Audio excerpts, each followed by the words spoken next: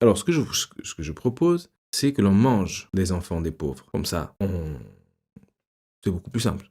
Il y a beaucoup moins de problèmes et ça fournit de la viande pour la société.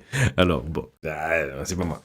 Par contre, ce n'est pas moi qui ai inventé ça, c'est Jonathan Swift. Jonathan Swift, auteur de Les voyages de Gulliver, Gulliver's Travels, qui, en 1729 quand même, a sorti sa modeste proposition. Et la modeste proposition vient à une époque où il y avait beaucoup de pauvreté en Irlande et beaucoup d'enfants qui étaient abandonnés à leur sort, qui vivaient dans la rue, qui étaient très pauvres. Et donc, lui, en tant qu'humoriste, ce qu'il a fait, c'est de proposer qu'on mange ses enfants. Et je vais vous lire un petit passage de ce livre. En supposant que 1000 familles de cette ville deviennent des acheteurs réguliers de viande de nourrissons, sans parler de ceux qui pourraient en consommer à l'occasion d'agapes familiales, mariage et baptême en particulier, j'ai calculé que Dublin offrirait un débouché annuel d'environ 20 000 pièces.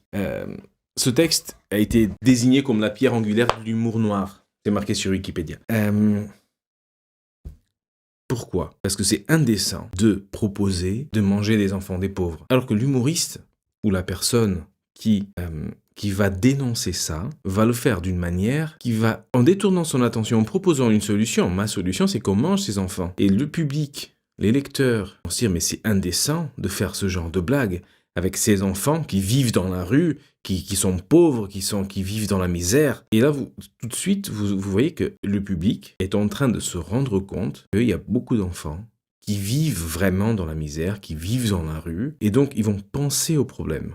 Ils vont penser au problème et ils vont être scandalisés par les propos de l'humoriste, mais en réfléchissant au vrai problème. Et à un moment, on va se dire, mais pourquoi on ne fait rien pour ces enfants ? Quel genre de société sommes-nous pour laisser des enfants vivre dans la rue comme ça? Et donc, le tour de passe-passe, le tour de magie de l'écrivain humoristique ou de l'humoriste, c'est justement ça.